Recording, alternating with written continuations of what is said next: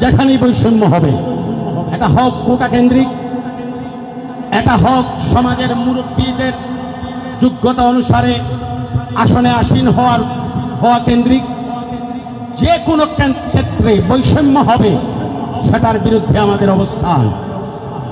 আমি কবিতা লিখেছিলাম 17 জুলাই, শোনেন একটু। এই কবিতাটাও আমার ফেসবুকে দিয়েছিলাম। ছাত্রদের, ওই বৈষম্য বিরোধী ছাত্রদের পক্ষে, তথাকথিত আন্দোলন, ছাত্র আন্দোলন, এটা ওইটার পক্ষে আমি বলি না, আমি একটু চিন্তা করে বলতে চেষ্টা করি। কথা বুঝতে পেরেছেন? জানি না আপনাদের কাছে আমার কথাগুলি কেমন লাগবে, তবে আমি সত্য বলছি, তিতা লাগতেও পারে। আশা করি তিতা লাগবে না, কেননা আপনারা সবাই সত্যকে পছন্দ করেন। সম্মানিত সুধী, আমি কবিতা লিখেছিলাম 17 জুলাই। কবিতাটির নাম ছিল আমি বাংলাদেশ বলছি। কবিতার নাম ছিল, করে দেন, তখন আমি আমার ভাইদেরকে দেখতে পাব। কবিতার নাম ছিল আমি বাংলাদেশ বলছি। আপনারা আজকে কবিতাটা শোনেন।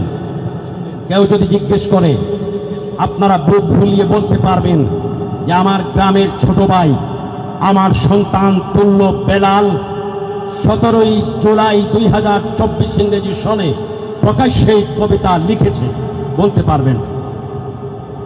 কবিতা ছিল রক্তে মাখা বদন আমার, তোরা কি তা জানিস নে, কত আঘাত এই বদনে, আমাকে আর মারিস নে। বাংলাদেশ বলছে, লাল সবুজের পতাকা বলছে, 56,000 বর্গমাইল বলছে এই কথা।